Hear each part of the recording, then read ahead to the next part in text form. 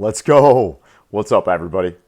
What does it take to develop a championship mindset? That was the question that Dirk Velde asked me recently when I was on his podcast last week. I was able to make a trip down to Bend, Oregon, where Dirk has his podcast studio set up. And I'll make sure to link his episode and his podcast in the show notes so you can check it out.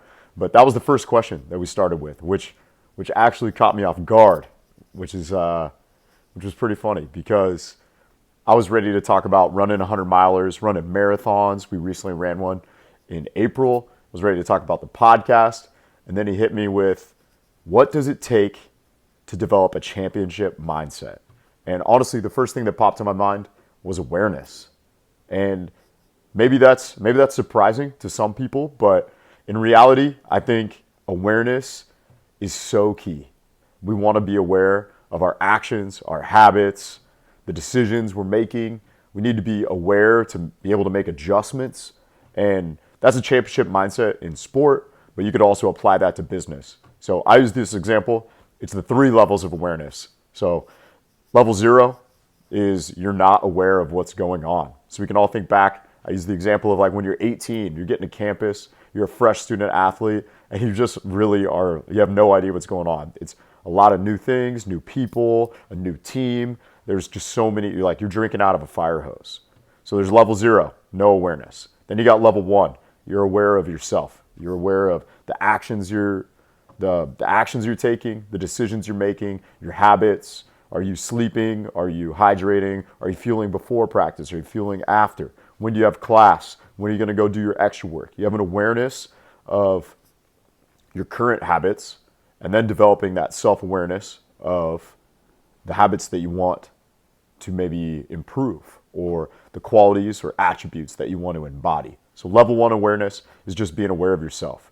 Then level 2 awareness is you're aware of what's going on with you, and then you're aware of what maybe a small group. So maybe we're thinking like 3 or 4 teammates. So whether that's within training, or maybe you're at practice, maybe you're on the baseball team and you're getting work in the cage, or you're training small-sided on the soccer team, and you can be aware of what your teammates' responsibilities are just as much as yours. So if a teammate, maybe it's the guy in the locker right next to you, forgets to do something, maybe he's forgetting to grab the water bottles for practice, you're so aware of that small group, those people you surround yourself with, that you pick them up. Hey man, I got the water bottles for you this time. I noticed you missed them, and I got your back.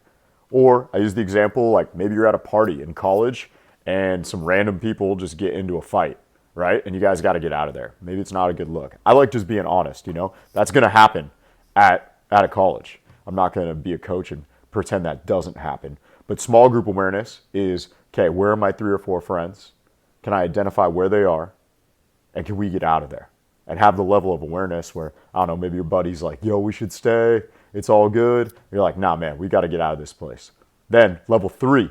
Level 3 is being able to zoom out, and can you look at the entire group as a coach? So maybe you're catching something before the head coach does. So you're like, hey, bring it up.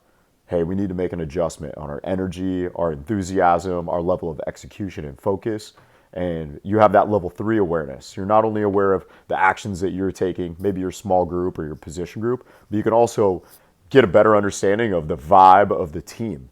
And I think that one's the most powerful because you're saving the coach from having to step in, because you are also a coach by coaching your teammates, picking up your peers, and you're impacting practice or training or even a game in a positive way before the coaches even have to speak up.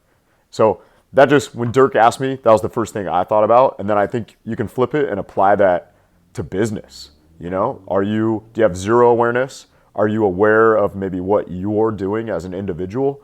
Maybe it's your small team at a startup, so you're aware of the 2 to 3 guys working on the same project as you.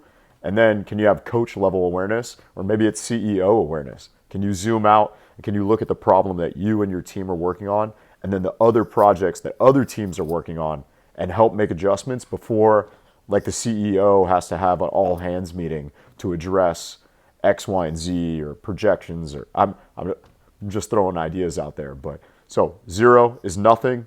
Level 1 is your own personal awareness. Level 2 is your own personal awareness plus the small group of people you surround yourself with. And then level 3 is CEO or coach awareness. How can you be aware of what the whole team is doing, their responsibilities, and how well they're executing? But I just want to share that with you after jumping on Dirk Vandervelde's podcast. And I really appreciate everyone tuning into these videos, supporting me. And I'm just trying to get those reps, just continue to get better. I'm putting myself out there, recording videos, and sharing little insights that I'm uncovering every single day. So appreciate you guys. Keep stacking those daily deposits and make it every day the best day of the year. Until tomorrow, peace.